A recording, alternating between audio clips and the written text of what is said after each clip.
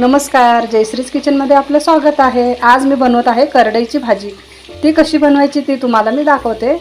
हे आहे कांदा, हिरवी मिरची, लसूण आणि शेंगदाण्याचा कूट आहे। याच्यामध्ये हे मिक्सरला काढून घेतलेलं आहे। तर ही भाजी कशी बनवायची ती तुम्हाला मी दाखवते। तर कढई तापत ठेवलेली आहे, याच्यामध्ये टाकत आहे कांदा। त्याच्यामध्ये टाकून घेऊया।